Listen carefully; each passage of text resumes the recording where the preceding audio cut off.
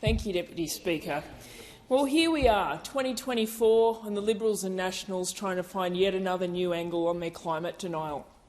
It is unbelievable that at this point in history we are still having these discussions and that there are still people in the Australian Parliament saying things like ideological net zero targets. What a disgrace.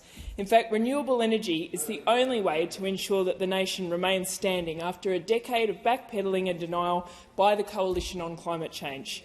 Today's matter of public importance is the government's failure to consider the impact of renewable energy on communities, yet the impacts of failing to build renewable energy capability in Australia will have a significantly more harmful effect on Australian communities. The previous government ensured that Australia remains far behind the rest of the world in developing our renewable energy capability. We have hundreds of people today outside Parliament campaigning against renewable energy, and they were supported by the members opposite. This constant refusal to see the detrimental effects of climate change by members opposite will have the biggest impact on Australian communities. Deputy Speaker, the Albanese Labor government has been working with communities to ensure that they are engaged in our renewable energy work.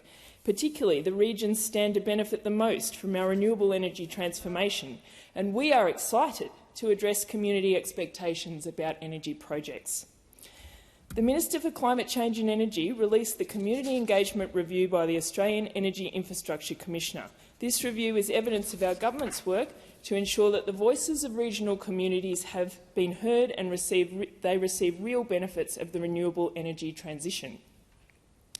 The government accepted in principle all recommendations made in the report, which included streamlining and ensuring transparency in approval processes, keeping communities informed on energy transformation goals, benefits and needs, and improving complaints handling. Regional communities and renewable energy can coexist successfully. This is just another false dichotomy peddled by those opposite. Research indicates that regional people believe renewable energy projects will be the biggest opportunity for their local regions over the next 2 decades. Further, the impacts of climate change were considered to be the biggest threat to farming in regional areas over the next 2 decades, and farmers know this. Renewable energy projects will help protect regional areas and ensure that they are able to remain the backbone of Australia. Climate change and its effects are the biggest concern for many Australians, particularly younger Australians. And I am fortunate to have one of the youngest electorates in the country, filled with young people who are fighting every day for their future and making Australia the country that they want it to be. Yet, Deputy Speaker, it is young people who will live for decades with the decisions that we make in this place, who are experiencing never-before-seen levels of climate anxiety that is affecting their day-to-day life. As one mother of teenagers in my electorate put it to me, they feel that the adults have let them down. I cannot believe, when I remember when I was in primary school learning about climate change, which we then called the greenhouse effect, that here in 2024 we would still be having these discussions in this parliament, that there would still be people denying the existence of climate change, this existential crisis facing us, that people are still sticking their heads in the sand on that. And I am proud to be standing here as part of a government that is taking this seriously, that is investing in renewable energy and that is addressing this head-on.